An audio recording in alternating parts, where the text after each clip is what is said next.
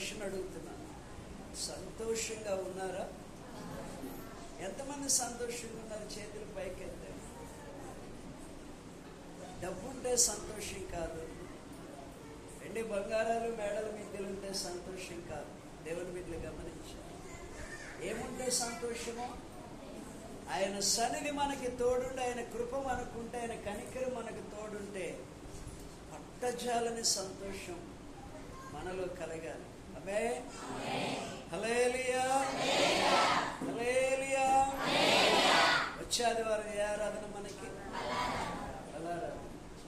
బలారాధనకి ఎలా రావాలి దేవుని పిల్లలు? ఒకటి, పరిశుద్ధులుగా రావాలి. రెండు, సమాధానంగా రావాలి. ఎలా రావాలి? సమాధానంగా రావాలి. సమాధానం కావాలంటే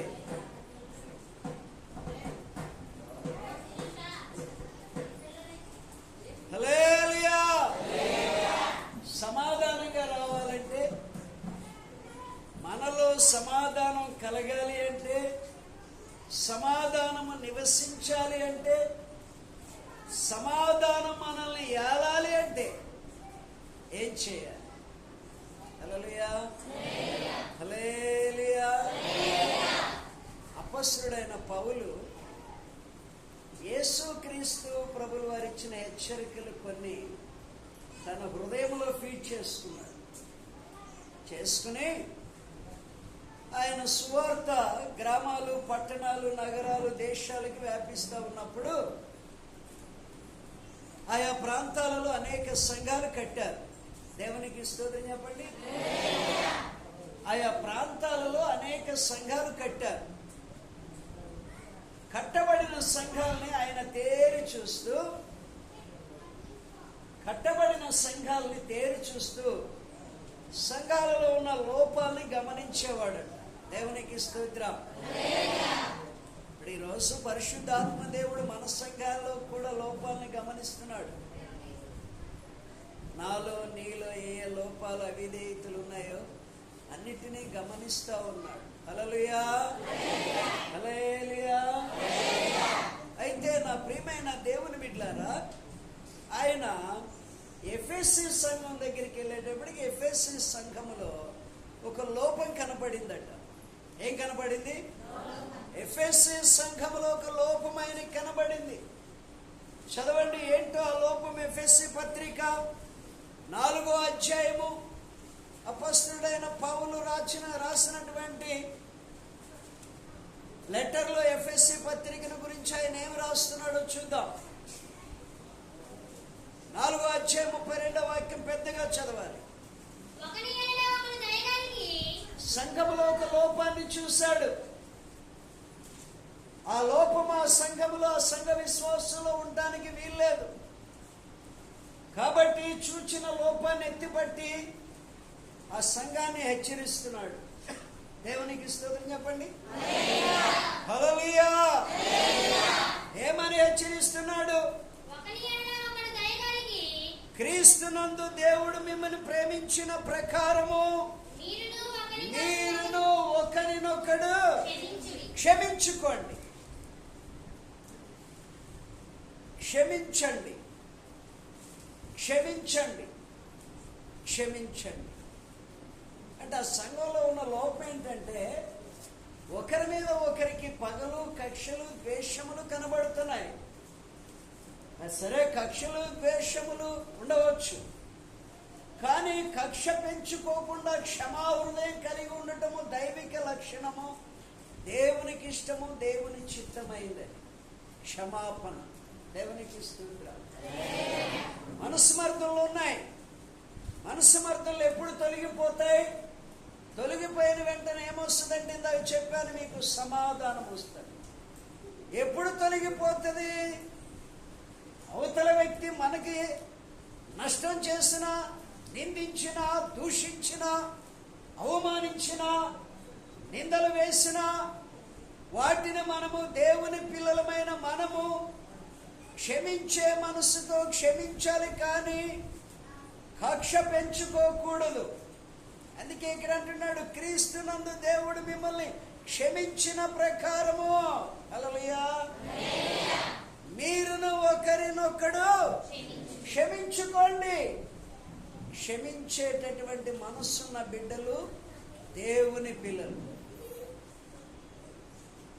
క్షమించలేను, నీకు తెలుసా ఎంత ఘోరంగా నాకు నష్టం జరిగించారో పాస్టర్, ఇది క్షమించే విషయం కాదులే, మీకు తెలియదు, ఊరుకోండి అనే మాట మాట్లాడేది సైతాను స్వభావం. ఏ స్వభావం అండి? సాతానుడు రెచ్చగొడతాడు, పగలు పెంచుతాడు, కక్షలు పెంచుతాడు, ద్వేషాలు పెంచుతాడు. దేవుని ఆత్మ సమాధాన పడమంటది. క్షమించు. ఎంత ఘోరమైన నీకు నష్టం చేసినా, ఆ స్త్రీయే కానీ పురుషుడే కానీ ఎంత నింద వేసినా దేవుని వాక్య సత్యం ఏంటంటే క్షమించు, క్షమించు, క్షమించు. హల్లెలూయా. ఎందుకని క్షమించమంటున్నాడంటే, మీరు క్షమిస్తే మీ పరలోకపు తండ్రి మిమ్మలను క్షమిస్తాడు. హల్లెలూయా, హల్లెలూయా. ఈ యాత్ర ఎక్కడికి? పరమ కానాను యాత్ర మంది. దేవునికి ఇస్తుందని చెప్పండి. బ్రతికినంత కాలము దేవుని చేత దీవించబడుతూ, దేవుని చేత క్షేమాభివృద్ధిని చెందుతూ ఈ యాత్ర కొనసాగాలి. కొనసాగాలి అంటే దేవుని కనికరం మన మీద ఉండాలి, దేవుని సమాధానం మన మధ్య సంచరించాలి, మనలో నివసించాలి. దేవుని సమాధానం, దేవుని సమాధానం మనలోనికి రావాలంటే క్షమించే మనసు చాలా ప్రాముఖ్యమైన మనసు. హల్లెలూయా. ఒకరోజు మంచి విశ్వాసి కుటుంబం, ఒక్క ఆరాధన కూడా ఆగరు. మంచి విశ్వాసి కుటుంబం, భర్త భార్య, ఇద్దరు చిన్నపిల్లలు. భర్త భార్య, ఇద్దరు చిన్నపిల్లలు. హల్లెలూయా, హల్లెలూయా. ఆరాధనకు వస్తారు చక్కగా సంతోషంగా. ఉదయం పిల్లల్ని సండే స్కూల్లో దింపుతారు. సండే స్కూల్ అవగానే తండ్రి తీసుకెళ్తాడు. ఈలోగా భార్య అన్ని సిద్ధపరిచి చక్కగా సిద్ధపడి కుటుంబ సమేతంగా మళ్ళీ ఆరాధనకు వస్తారు. ఆరాధనలో ఉంటారు. ఆరాధన అయిన తర్వాత వెళ్ళి చక్కగా మంచి భోజనం సిద్ధపరచుకుని తిని కాసేపు పడుకుని సాయంత్రం పూట ఏదో ఒక ప్రాంతానికి ప్రశాంతంగా పార్కులకని వాటికని వెళ్ళి సంతోషంగా వస్తారు. మళ్ళా రాత్రిపూట కుటుంబ ఆరాధన చేసుకుని చక్కగా పడుకుంటారు. దేవునితో నడిచే మంచి ఆత్మ సంబంధమైన కుటుంబం అది. రోజు ఇలాగే ఆరాధనకు వచ్చారు. భార్య భర్తలు ముందుగా చెప్పుకున్నారు, వచ్చే ఆదివారం నాడు మనం ఏమంటే ఫలానా ఏరియాలో ఫలానా పార్క్ ఉందంట, అక్కడికి వెళ్ళి పిల్లల్ని తీసుకెళ్ళి కాసేపు గడిపోద్దాము సాయంత్రం పూట అనుకున్నారు. ఆరాధన అయితే ఆగరు. ఉదయం ఆరాధనకు వచ్చారు. చక్కగా పిల్లలతో కలిసి ఇంటికి వెళ్ళారు. మంచి భోజనాలు చేసుకుని తిని పడుకున్నారు. 4 గంటలకు ఒక కారు కిరాయిగా మాట్లాడుకున్నారు. కారు యజమానుడు ఒక తాగుబోతాడు ఇచ్చి డ్రైవర్గా పంపించాడు. తాగుబోతాడు ఇచ్చి ఉంటారుగా, తాగుబోతాడు సంఘాల్లో కూడా ఉంటున్నారు. తాగుబోతాడు ఈ మధ్య ఉంటున్నారా లేదండి? నోటితో చెప్పండి. ఉంటున్నారు కదా తాగుబోతాడు. పైకి అమాయకం కనపడుతూ ఉంటారు. దేవునికి స్తోత్రం. హల్లెలూయా. ఆ తాగుబోతాడు ఇచ్చి పంపాడంట కారు ఓనరు. సరే ఈ యొక్క మంచి విశ్వాసి బ్రదర్ గారు ఏం చేశారంటే, అబ్బాయి నువ్వు తాగున్నావు, కారు నడపగలవా అన్నాడు. నడుపుతానండి, మీకు ఎందుకు ఎక్కండి అన్నాడు. ఎక్కిన కాడి నుంచి బండి గలిబిలిగా ఉంది. ప్రార్థన చేసుకుని ఎక్కారు. చక్కగా బయలుదేరారు. ప్రభువును స్తుతించుకుంటూ వెళుతున్నారు. వాడు ఇడిదిప్పి దేనికో దానికి గుద్దేస్తాడని ఈ యజమానుడు, ఈ సహోదరుడు ఏం చేస్తాడు, అబ్బాయి నువ్వు కారేంటి ఎలా తోలుతున్నావు, భయంకరంగా ఉంది నీ డ్రైవింగ్, మాకేదైనా జరిగితే ఏంటంటే అరవకుండా కూర్చోండి, మిమ్మల్ని అక్కడ తీసుకెళ్తాగా అన్నాడు. అని వెనక తిరిగి మాట్లాడితే ఎదురు లారీ గుద్దేశాడు. భార్య స్పాట్లో చనిపోయింది. పిల్లలకి ఈయనకి ఒళ్ళంతా దెబ్బలు. హాస్పిటల్లో చేర్చారు. హాస్పిటల్లో చేర్చిన తర్వాత పాస్టర్ గారు ఉరుకులు పరుకున్న సంఘ బిడ్డలు కొంతమంది వెళ్ళారు. అంటే మన సంఘం వెళ్ళర్లేండి, ఎవరైనా హాస్పిటల్లో ఉంటే మనోళ్ళకి నెంబర్ 1 గిఫ్ట్ ఇవ్వచ్చు. ఎవరైనా హాస్పిటల్లో ఉంటే మీరు వెళ్ళి పరామర్శించేవాళ్ళు కొద్దిమందే నాకు కనపడ్డారు. మీ తోటి సహోదరుడు హాస్పిటల్ ఉంటే మీరు వెళ్ళి పలకరిస్తున్నారు? ఎవరైనా పలకరిస్తున్నారా? నేను చెప్పినా కూడా మీలో కొంతమంది కొద్దిమంది వెళ్తున్నారు బిడ్డలు. దేవునికి స్తోత్రం. వాళ్ళు దీవించబడతారు. ఆ సంఘం మంచి సంఘం చక్కగా వెళ్ళి పరామర్శించి ప్రార్థన చేస్తా ఓదారుస్తూ ఉన్నారు. ఈలోగా పాస్టర్ గారు కూడా పెద్ద హాస్పిటల్కి వెళ్తా, బ్రదర్ని ధైర్యపరుస్తా, పిల్లలను చూసుకుంటా, ప్రార్థన చేస్తా, వాళ్ళకి కావాల్సిన అందిస్తా దైవజనుడు మంచి సహకారిగా ఉన్నాడు. దైవజనుడి లయా మీరేం బాధపడకండి అన్నాడు. ఇదంతా మన మేలు కొరకే అని బైబిల్లో ఉంది కదా, ఏది జరిగినా మీ మేలు కొరకే అని దైవజనుడు బలపరుస్తుంటే ఈ బ్రదర్ గారు పళ్ళు పట్టా కొరుకుతున్నాడు. నేను కోలుకుని బయటకు వచ్చాక డ్రైవర్ గారిని చంపేస్తా అంటున్నాడు. ఏమంటున్నాడు? ఇంతకాలం మంచి విశ్వాసం ఇప్పుడు దాకా నేను చెప్పాను చూస్తారా, ఈయనగా భార్య చనిపోయి బాధే, కుమారులు దెబ్బలు తగిలినాయి బాధే, తన ఒళ్ళంతా గాయాలైన బాధే, వాడికి చెప్పాడు 1-10 సార్లు, వాడు వినలేదు, రివర్స్ అవుతున్నాడు బాధే. కానీ దేవుని బిడ్డ కదా, ఆశీర్వాదపు తలంపును మర్చిపోయాడు, దేవుని వాక్యాన్ని మర్చిపోయాడు. వచ్చిన శోధనకి దేవునిని కూడా మర్చిపోయాడు. దేవుని బిడ్డలు చుట్టూ ఉండి బలపరుస్తున్నా కూడా సాతాను తన మనస్సుని పగ అని, ఎప్పటికైనా నన్ను బతకని, నన్ను చంపేస్తా, నా భార్య నాకు దూరం చేస్తాడు, నా పిల్లలకు దూరం చేస్తాడు, వాడిని నేను బతకనేను అంటున్నాడు. దైవజనుడు పక్కన కూర్చున్నాయా, ఇప్పుడు మీరేం మాట్లాడకండి, ఇంటికి వెళ్ళిన తర్వాత మాట్లాడుకుందాం. దయచేసి మీరు కొంచెం షాకులో ఆవేశంగా మాట్లాడుతున్నారు, మీ నోట ఈ మాటలు రాకూడదయ్యా, సైతాను పలికిస్తుంది. దేవుడు సమాధానానికి కర్త గాని అల్లరికి కర్త కాడయ్యా. దయచేసి బ్రదర్ నా మాట నన్ను దైవజనుడు అన్ని కోణాల్లో బలపరుస్తున్నాడు. దేవునికి స్తోత్రం. హల్లెలూయా. ఇప్పుడున్న ప్రతి బిడ్డ మనస్సును చక్కగా దేవుని వాక్యం వైపు మలుచుకోండి, చక్కగా దేవుని వాక్యం వినండి. హల్లెలూయా. ఇలా దైవజనుడు చెప్తూనే ఉన్నాడు, అతను పళ్ళు నూరుతూనే ఉన్నాడు, వాడిని నేను బతకని నేను లేచిన తర్వాత అంటున్నాడు. ఏది? భక్తుడు, ప్రార్థనాపరుడు, మంచి విశ్వాసం, భార్యను కోల్పోయిన ఆవేశంలో, డ్రైవర్ నిర్లక్ష్యం వల్ల జరిగిన దానికి డ్రైవర్ మీద పగ తీర్చుకోవడానికి సిద్ధపడ్డాడు. హల్లెలూయా. ఇంటికి రానిచ్చి వెళ్ళి ప్రార్థన చేస్తూ ఒకరోజు దైవజనుడు బాగా ప్రార్థన చేసుకుని దేవుని ప్రేరేపణ ద్వారా వచ్చి కూర్చున్నాడట ఎదురుగా, ఆయనకి ఎదురుగా. ఆ గాయాలు కూడా తగ్గినాయి, పిల్లలు కూడా కోలుకున్నారు. కానీ ఇంట్లో భార్య లేదన్న అశాంతితో, దిగులతో, పిల్లలకి తల్లి లేదనే వేదనతో కృంగిపోయి ఆ పగ పెరిగిపోతుంది కానీ తరగట్లేదు. దేవునికి స్తుతులు చెప్పండి. హల్లెలూయా. అప్పుడు దైవజనుడు వచ్చి, అయ్యా మీకు ఒక్క మాట చెప్తాను నేను ఈరోజు అన్నాడు. చెప్పండి పాస్టర్ గారు, వింటాను అన్నాడు. శ్రద్ధగా వింటారు కదా, నా మాట పూర్తయిన తర్వాత మీరేం చెప్తే అది నేను వింటానయ్యా అని దైవజనుడు చక్కగా కూర్చుని నిదానంగా చక్కగా దేవుని వాక్యాన్ని చెప్తూ ఒక వాక్యాన్ని చదివించాడట. మత్తయి సువార్త 6వ అధ్యాయము 14-15 వాక్యాలు పెద్దగా చదవాలి. మత్తయి సువార్త 6వ అధ్యాయము 14-15 వాక్యాలు పెద్దగా చదవండి. ఈ వాక్యాన్ని మీరు చదవండి బ్రదర్ అన్నాడు. చదువుతున్నాడు ఆ వాక్యాన్ని. మనుషుల అపరాధములను మీరు క్షమించిన ఎడల మీ పరలోకపు తండ్రియు మీ అపరాధములను క్షమించును. మీరు మనుషుల అపరాధములను క్షమించకపోయిన ఎడల మీ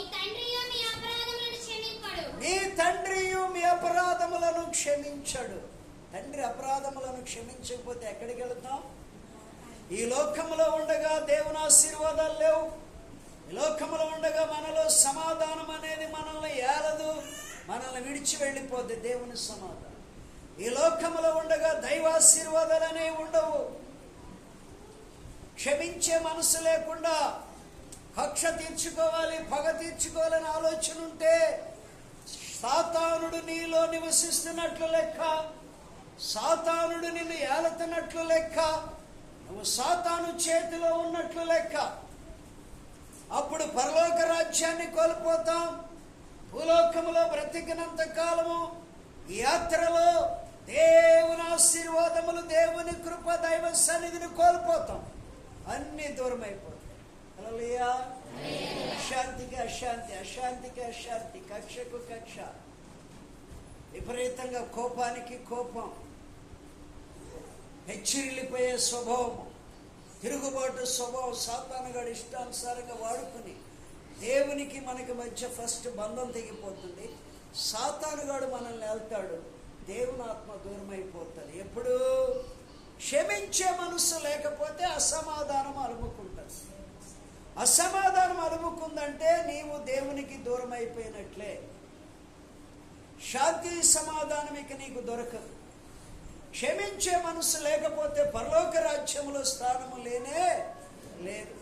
అక్కడ అన్నాడు, మీ పరలోకపు తండ్రి అని రాస్తాడు చక్కగా. మీ పరలోకపు తండ్రి మీ అపరాధములను మీరు క్షమిస్తే క్షమిస్తాడు. మీరు క్షమించకపోతే మీ పరలోకపు తండ్రి కూడా మీ అపరాధములను క్షమించడని పరలోకపు తండ్రి అని చెప్పాడు. అంటే పరలోక రాజ్యాన్ని కోల్పోతాం ఇంత భక్తి చేసి, ఇంత భక్తి చేసి. పరలోక రాజ్యాన్ని కోల్పోతాం, దేవుని సహవాసాన్ని కోల్పోతాం. భూలోకములో సాతానుడి చేతిలో పడి విచ్చలవిడిగా వాడు వాడుకుంటాడు మనల్ని. దేవునికి మనకి సంబంధం లేకుండా పోతుంది. ఆశీర్వాదాలు దూరం అయిపోతాయి దేవుని బిడ్డలారా. దేవునికి స్తోత్రం చెప్పండి. హల్లెలూయా. కాబట్టి లోకములో క్రైస్తవులకి గమనించండి, తప్పులు చేయటము మానవ స్వభావం, నిందించటము మానవ స్వభావం. కానీ దైవ స్వభావం ఏంటంటే క్షమించటము, క్షమించి కనికరించటము దైవిక స్వభావం.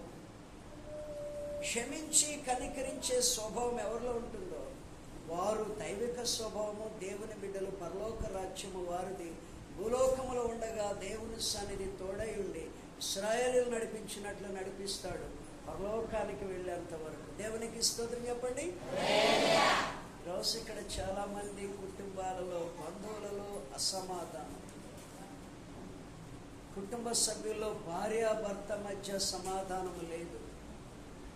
ఒకరి మీద ఒకరికి కక్షలు ఉన్నాయి. అత్తా కోడల మధ్య సమాధానం లేదు, ఒకరి మీద ఒకరికి కక్ష ఉంది. తల్లి బిడ్డల మధ్య, తండ్రి బిడ్డల మధ్య సమాధానం లేదు, ఒకరికొకరికి అసమాధానం అనుకుని కక్షలతో ఉన్నారు ఎవరికి వారు. ఇరుగు పొరుగు వారితో సమాధానం లేదు. దేవునికి స్తోత్రం చెప్పండి. హల్లెలూయా.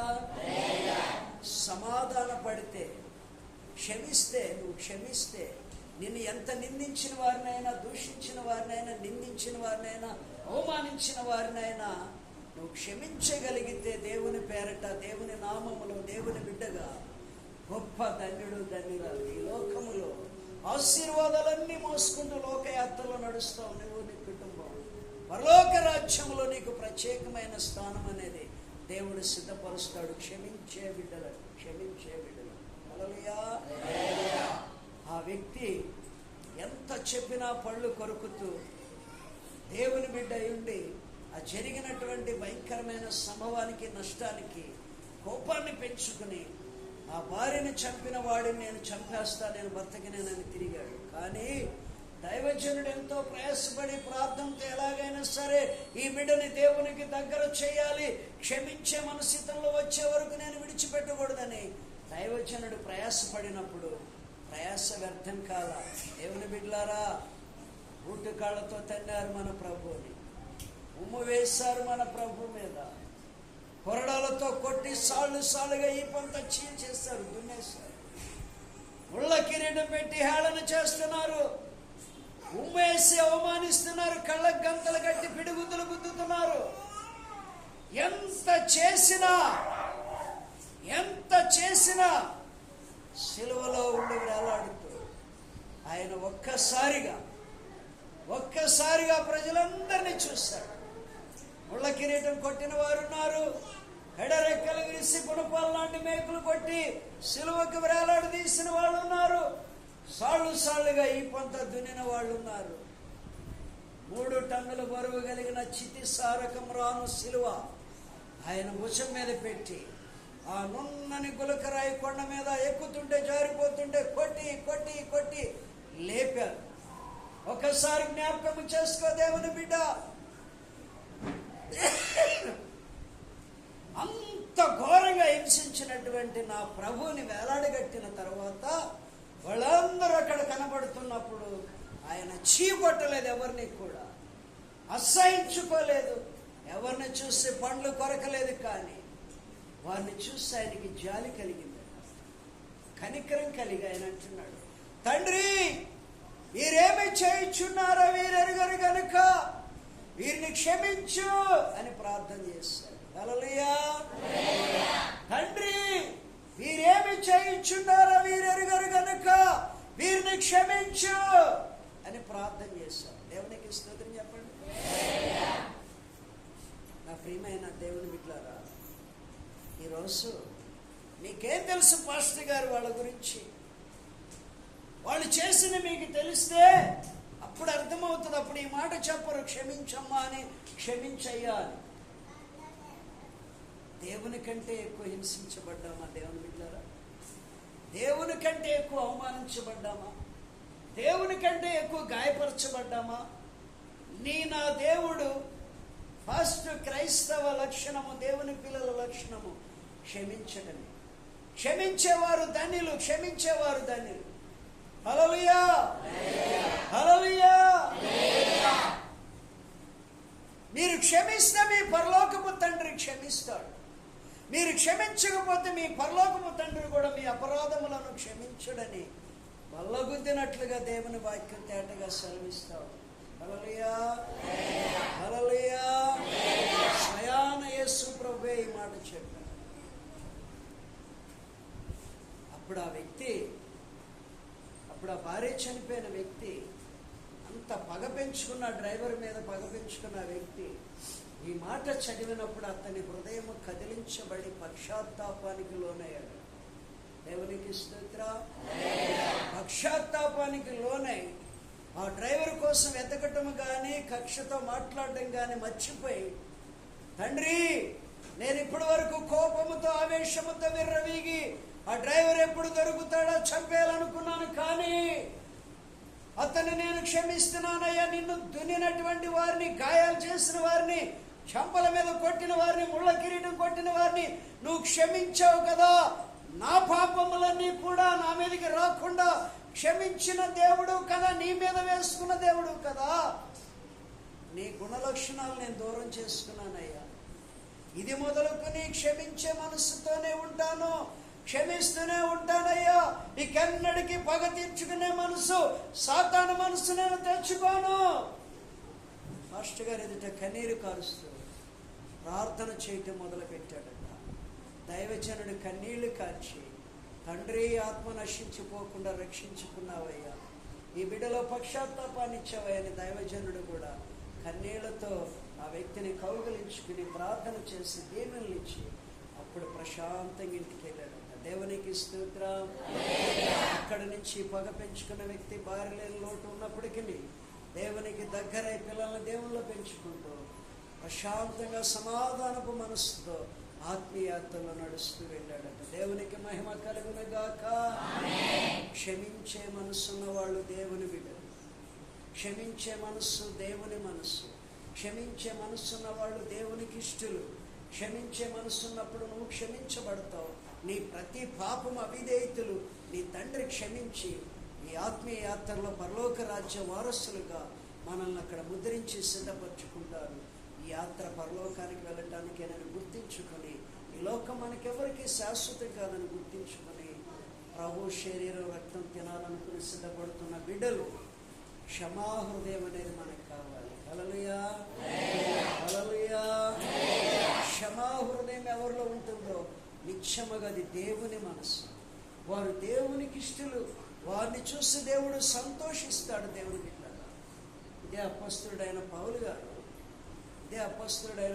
గారు ఫిలిప్పీ సంఘం దగ్గరికి వెళ్ళాడు. ఫిలిప్పీ సంఘంలో కూడా ఆయన కొంచెం లోపం కనపడతా ఉన్నాడు. ఫిలిప్పీ సంఘ బిడ్డల మధ్యకి వెళ్ళి ఆయన ఏం చేశాడంటే ఫిలిప్పీ సంఘంతో మాట్లాడటం మొదలుపెట్టాడు. మాట్లాడుతూ ఆ సంఘానికి రాస్తున్న లెటర్లో కొలస్సీ సంఘం అండి, కొలస్సీ సంఘం అండి, కొలస్సీ పత్రిక 3వ అధ్యాయం 13వ వాక్యం పెద్దగా చదవండి దేవుని బిడ్డలు. కొలస్సీ పత్రికలో 3వ అధ్యాయం 13వ వాక్యం పెద్దగా చదవండి. ఎవడైనను తనకు హాని చేసనని ఒకడు అనుకొనిన ఎడల ఒకరినొకడు సహించుచు ఒకరినొకరు క్షమించుడి, ప్రభు మిమ్మల్ని క్షమించులాగున మీరును క్షమించండి.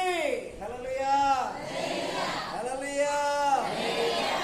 వడ్డీ డబ్బులు ఎగ్గొట్టాడని పగ పెంచుకోవద్దు, ఇచ్చిన డబ్బులు ఇవ్వలేదని పగ పెంచుకోవద్దు,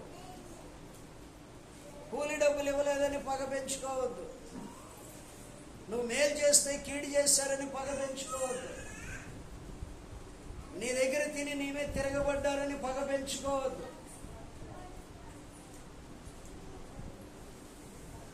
నీకు ఏ నష్టం చేసినా ఎవరైనా నువ్వు క్షమించే మనసుతోనే ఉండి నీ ప్రభు నిన్ను క్షమించేలాగున నువ్వు క్షమించని.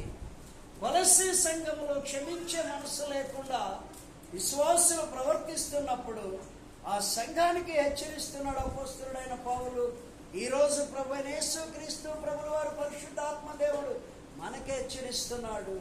సంఘంలో ఉన్న విశ్వాసులారా, ఎవరి ద్వారా మీకే నష్టం వచ్చినా కష్టం వచ్చినా మీరు వారిని నిందించొద్దు, పగ తీర్చుకోవద్దు, మాటకి మాట దూషణకి దూషణ చేయద్దు. కానీ మీ తండ్రి మిమ్మల్ని క్షమించిన ప్రకారంగా మీరు కూడా క్షమించండి, క్షమించండి, క్షమించండి అని దేవుని వాక్యం ఈరోజు మనల్ని కూడా హెచ్చరిస్తుంది. కొలస్సీ సంఘాన్ని పౌలు గారు హెచ్చరించినాడు. దేవునికి మహిమ కలుగును గాక, దేవునికి మహిమ కలుగును గాక. చూడండి దేవుని బిడ్డలారా, మత్తయి సువార్త 18వ అధ్యాయం 31వ వాక్యములో యేసుక్రీస్తు ప్రభుల వారి జ్ఞాపకం చేస్తున్నారు శిష్యులకి చక్కటి సందేశం.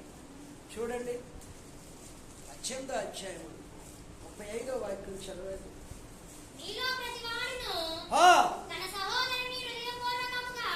మీలో ప్రతి వారును తమ సహోదరుని లేక సహోదరిని హృదయపూర్వకముగా క్షమింపని ఎడల నా పరలోకపు తండ్రి ఆ ప్రకారమే మీ ఎడల చేస్తాడు. మీరు క్షమించకపోతే ఆయన కూడా మిమ్మలను క్షమించడు. హృదయపూర్వకంగా క్షమించాలి. ఆ తండ్రి హృదయపూర్వకంగా క్షమించాడు. నేను ఇక్కడ కూర్చుని చెప్పా, మనసారా క్షమించే దేవుడు, మనసారా దీవించే దేవుడు, మనసారా ఆశీర్వదించే దేవుడు నీ దేవుడు నా దేవుడు అని నీకు ఇందాక నేను చెప్పాను. దేవునికి స్తోత్రం. హృదయపూర్వకంగా క్షమించాలట. పెదాలతో చెప్పడం కదా, క్షమిస్తున్నానులే, వదిలేస్తున్నానులే, వాక్యం విన్న తర్వాత అలా అంటాం కాదు. హృదయపూర్వకముగా క్షమించాలి. హృదయపూర్వకంగా క్షమించేటప్పుడు కన్నీళ్ళు వస్తాయి తెలుసా. పశ్చాత్తాపం నీలో నాలో పెళ్ళిపుకు వస్తుంది హృదయపూర్వకంగా క్షమించేటప్పుడు. గమనించండి, హృదయపూర్వకంగా క్షమాపణ అడిగేవాడు, పశ్చాత్తాపడేవాడు ముఖం చూడండి, కళ్ళలో నీళ్లు ఉంటాయి. పశ్చాత్తాపంతో కన్నీళ్లతో క్షమాపణ అడుగుతారు, ప్రార్థన చేస్తారు. నీవు నేను హృదయపూర్వకంగా క్షమించకపోతే మన తండ్రి కూడా మనల్ని క్షమించడు. అందుకే యేసు ప్రభు చెప్పారు, నువ్వు ఏది విత్తుతావో అదే పంట కోస్తావు అని. ఏది విత్తుతావో, కక్ష విత్తితే కక్ష అనే పంటే కోస్తావు, ప్రయోజనం లేదు, నరకానికి వెళ్ళిపోతే. ఈ లోకంలో సాతానుడు వాడుకుంటున్నాడు. కక్ష రేగుతుందంటే నిన్ను సాతానుడు వాడుకుంటున్నట్లే. పగ పెరుగుతుంది అంటే నిన్ను సాతానుడు వాడుకుంటున్నట్లే. పగ, ద్వేషములు, కలహములు అన్ని సాతానుగాడు ప్రవేశపెట్టేది. ప్రేమ, ఆప్యాయత, అనురాగము, క్షమాపణ, కనికరము దేవుని ఆత్మ ప్రవేశపెట్టే. దేవుని ఆత్మ ప్రవేశపెట్టే విత్తనాలే మన హృదయంలోనికి రావాలి. సాతానుగాడి విత్తనం మనలో కనబడదు. తుంచేయాలి, కాల్చేయాలి. దేవునికి మహిమ కలుగును గాక. కాబట్టి వచ్చే ఆదివారం పరిశుద్ధ బల తీసుకోబోతున్న మనతో దేవుడు ఈ వారమే ముందుగానే సిద్ధపడి మంచి మనసుతో, సమాధానపు మనసుతో నువ్వు దీవించబడాలని, ఆశీర్వదించబడాలని, క్షమించే తండ్రి శరీరమును క్షమించి కనికరించే తండ్రి రక్తమును త్రాగబోతున్న నీలో అదే జీన్స్ పనిచేయాలి. హల్లెలూయా, హల్లెలూయా. క్షమించే బిడ్డలు దేవుని పిల్లలు. క్షమించండి అమ్మా అంటే ఇంత సాగు చెప్తారు కొంతమంది. క్షమించే బిడ్డలకి సాకులు చెప్పరు, జరిగింది జ్ఞాపకం చేసుకోరు, జ్ఞాపకం చేయరు. క్షమించే మనసు ఉంటే, దేవుని మనసు ఉంటే పశ్చాత్తాపం వస్తుంది, కన్నీరు వస్తుంది. వాళ్ళ కోసం ప్రార్థన చేస్తాం. మనకి నష్టం చేసిన వాళ్ళ కోసం ఎదుటిన్న నేను చేస్తాను, నాకు చాలా నష్టపరిచిన వాళ్ళ గురించి బలంగా క్షమించండి అయ్యా, క్షమించండి. వాళ్ళకి తెలియకలా చేశారు, తెలియకలా మాట్లాడారు, తెలియకలా నష్టపరిచారు. వాళ్ళని క్షమించిన ఆయన నీలో వాళ్ళు పెరుగునట్లు సహాయం చేయండి అని కొన్ని వందల మంది కొరకు నేను ప్రార్థన చేసి వదిలేశాను. దేవునికి స్తోత్రం. తర్వాత వాళ్ళకి నేను బాప్తీసాలు ఇచ్చాను, దేవుడే సాక్షి. హల్లెలూయా. వాళ్ళు మనసు మార్చుకుని వచ్చినప్పుడు, పశ్చాత్తాపంతో వచ్చినప్పుడు వాళ్ళకి బాప్తీసాలు ఇచ్చాను. ఇదే చేతులేసి బిడ్డలను క్షమించి, దీవించి, ఆశీర్వదించి మీరుకున్న కొదువులు తీర్చండి అని ప్రార్థన చేసి నీ చేతులు, ఈ నోరు, ఈ హృదయం. హల్లెలూయా. కాబట్టి దేవుని వాక్యం ఏమని సెలవిస్తుందంటే, క్షమించండి, మీరు క్షమించబడతారు. మీరు క్షమించిన ప్రకారమే మీ పరలోక తండ్రి మిమ్మల్ని క్షమిస్తాడు. హృదయపూర్వకంగా క్షమించండి. మీకెంత నష్టం చేసిన వ్యక్తి, హాని చేసిన వ్యక్తినైనా మీరు క్షమించబడితే, క్షమిస్తే క్షమించబడతారు. మీరు క్షమించని ఎడల మీ పరలోకపు తండ్రి కూడా మిమ్మల్ని క్షమించుడు అని ఇక్కడ వాక్యం తేటగా సెలవిస్తుంది. హల్లెలూయా, హల్లెలూయా. కాబట్టి దేవుని బిడ్డలు పగ, ద్వేషములు, కక్షలు, ఈరోజు ఎటు చూసినా అత్తాకోడల మధ్య సాతానుడు కలిగి కక్షలు పెంచేస్తాయి. తల్లి బిడ్డల మధ్య, ముఖ్యంగా భార్యాభర్తల మధ్య సమాధానాలు చాలా కుటుంబాలు. భార్యాభర్తల ఐక్యత, ప్రేమ కలిసి ఉండాల్సిన వాడు, ఏక మనసు, ఏక శరీరమై ఉండవలసిన వాడు. బైబిల్ చెప్పినట్లుగా దేవుని చిత్త ప్రకారంగా వాళ్ళలోనే కక్షలు పెరిగి ఒకరికొకరు క్షమించుకోకుండా భక్షించుకునే వారిగా తయారవుతున్న దినాలు సాతానుడు అలాగా చెలరేగిపోతుందని గల కారణం ఏంటంటే, సరి అయిన ప్రార్థన లేక, సరి అయిన రీతిలో అవగాహన చేసుకుని, దేవుని వాక్యమును అవగాహన చేసుకుని, మన ఇరువురు దేవుని బిడ్డలము, దేవుడు జతపరిచిన భార్యాభర్తలమనే అవగాహన లేక, దేవుడిచ్చిన భార్య, దేవుడిచ్చిన భర్త, అమ్మో మేము ఇలా ఎందుకున్నాం, సాతాను ఏంటి మా మధ్య చెలరేగుతుంది, మా మధ్య బంధాన్ని తెంచేసింది, ప్రేమను తెంచేసింది, అసమాధానాన్ని ప్రవేశపెట్టింది సాతానని గమనించు.